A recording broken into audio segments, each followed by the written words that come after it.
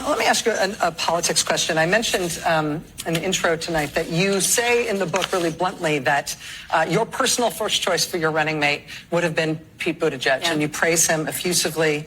You say he would have been an ideal partner if I were a straight man.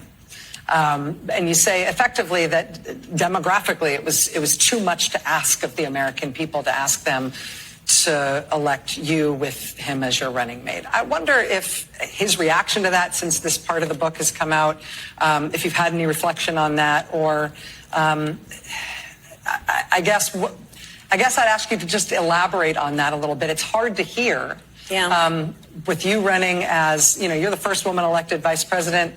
You're a black woman and a South Asian woman elected that high. No, we're going to keep that South Asian, because she stood on business when she was saying she was, South Asian. So, but we're going to continue watching this.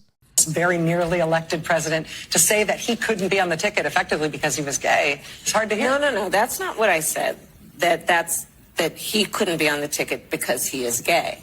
My point, as I write in the book, is that I was clear that in 107 days, in one of the most hotly contested elections for president of the United States, against someone like Donald Trump who knows no floor,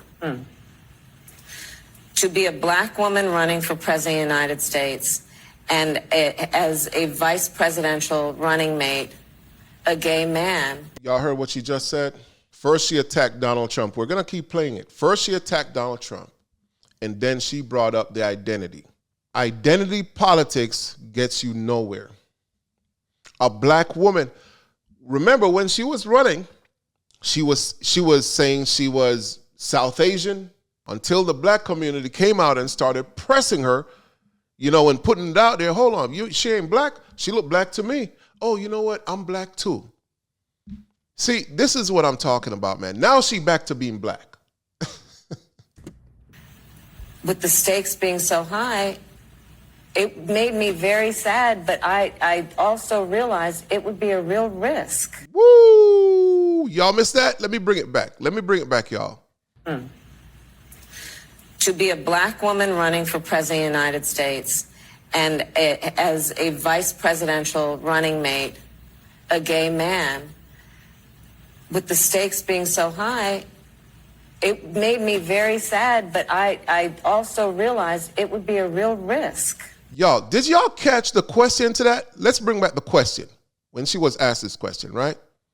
And a South Asian woman elected that high office, very nearly elected president, to say that he couldn't be on the ticket effectively because he was gay. Okay. You're a black woman and a South Asian woman elected that high office, very nearly elected president, to say that he couldn't be on the ticket effectively because he was gay. It's hard to hear. No. That's not what I said.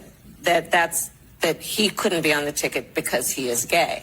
My point, as I write in the book, is that I was clear that in 107 days, in one of the most hotly contested elections for president of the United States, against someone like Donald Trump who knows no floor, to be a black woman running for president of the United States and as a vice presidential running mate, a gay man, with the stakes being so high, it made me very sad, but I also realized it would be a real risk. No matter how, I've been an advocate and an ally of the LGBT community my entire life. So it wasn't about any prejudice on my part, but that we had such a short period of time, and the stakes were so high. I think Pete is a phenomenal public servant. Well, you should have picked him. If you see, the thing is, the lefties, the Democrats, they advocate so much for the LGBTQ A B C D E F G H I J K community, so much. But at the end of the day, she didn't want to run with this man because of his sexual orientation, who he identifies as being, and it's just what it is. She may not have said, well, I didn't want to run with him because he's gay, but she said it in so many words. And guess what? Everybody picked up on it. And now guess what? The gay community is in an uproar about this. You see what I'm saying? The twist of the tails.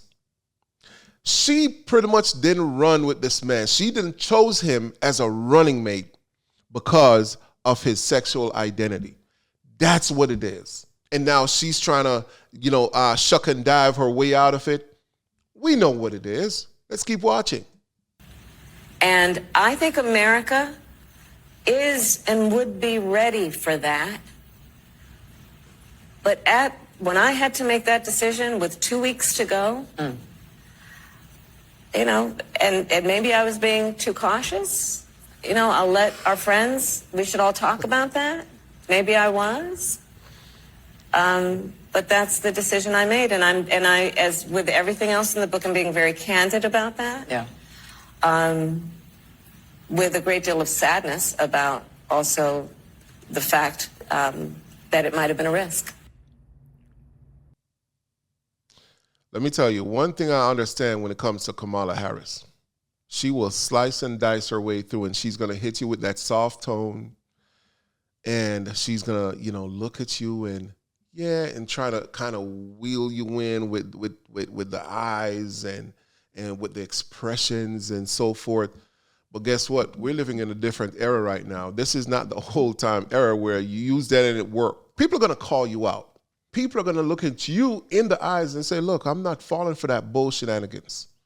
I'm not falling for that. Look, this is what you meant. And what you need to do is stand on business.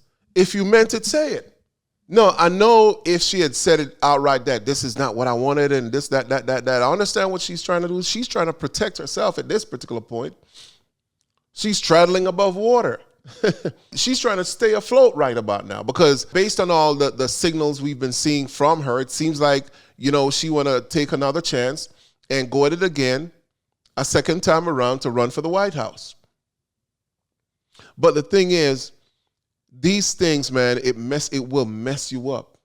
The way you say things, maybe that's something she should have left out the book. Just leave it. If you want to stay close to that community and you want full support of that community, look, you can't be making these type of mistakes. They don't forget and they don't forgive. That's who the rainbow community is. That's who they are. And they'll come after you, right? Now, we're in the era of Donald Trump, but so that all that coming after you and all that, that's in the Democratic era. That's in the Joe Biden era. That's in the Obama era. This is the Trump administration. This is the Trump era we're in right now. Ain't none of that going to be happening. You could say whatever you want at this particular point. Nobody's going to censor you like that. Like how the Democrats were censoring people. So what she said in her book, what she should have did was stand 10 toes down if that's how you feel. And even though she's explaining, it seems disingenuous, man. It doesn't seem real. It seems like she's trying to duck right about now. But you know what? To each his own. I'm not gonna be here knocking our butt at the same time.